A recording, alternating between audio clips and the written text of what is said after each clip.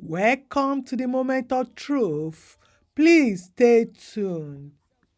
Nigeria. They started by saying Tinubu will not win. Tinubu will not be sworn in. Then after they declared him winner, they now say he will not be sworn in. They now say on the day of swearing in, he will be arrested. And Obasanjo has prepared soldiers to take over government. Nonsense. Even their minds is corrupted. And that is why we keep saying, calm down, let's teach you Bible. You call us heretics. Let ignorance disgrace you before the world.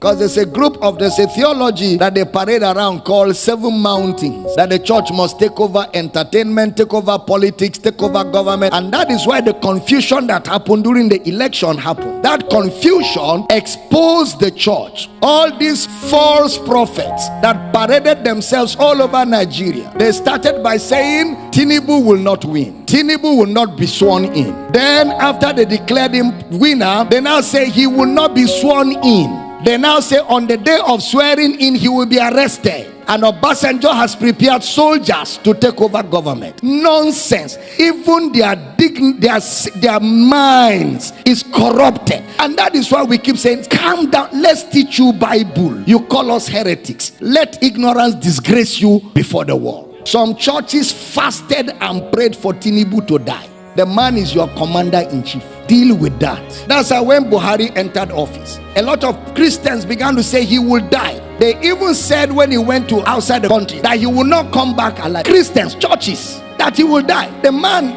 did 8 good years and went home younger than when he became president, to show that the Lord is upright and there is no unrighteousness in him. God is not a killer. And with these false prophecies, they have destroyed the faith of many people, because many people fasted and prayed sincerely that Tinubu should die, and their God traveled. So now if you ask them to pray, they are not sure God will answer. They have eroded their faith. They have shipwrecked their faith because of lack of understanding that there's a difference between the kingdom of God and the kingdom of this world. How many of you remember I told you that this thing, God is not involved? Did I tell you that? It's a contest. It's a competition amongst men. And in a competition, men set the rules. In a competition, men draw the borderlines. In a competition, men judge the competition. And in a competition, men announce the winner of the competition. True or false?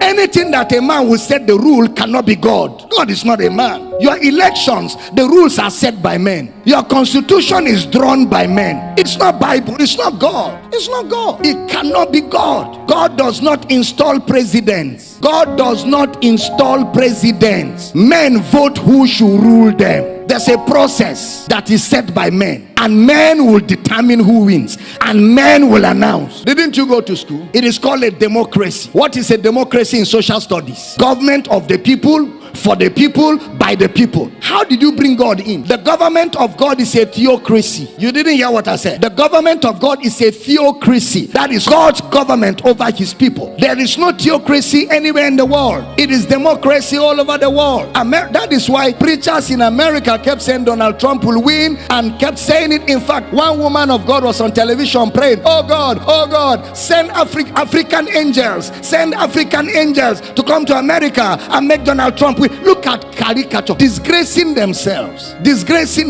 men and women of God, embarrassing themselves before the world, before unbelievers, before other religions, making a caricature of themselves, allowing themselves to be overtaken by lust and ambition and greed. All of us want Nigeria to be better, including myself. I want a better Nigeria. I want a great Nigeria. I want us to have the best of government. I want us to have development. I desire it so greatly. But it can never be the kingdom of God. It can never be. It can never be the kingdom of God. It is still the kingdom of men. It is still operated by men. And anything that men do can never be perfect. I'm teaching here. Anything that men are involved, anything that it is orchestrated by men within the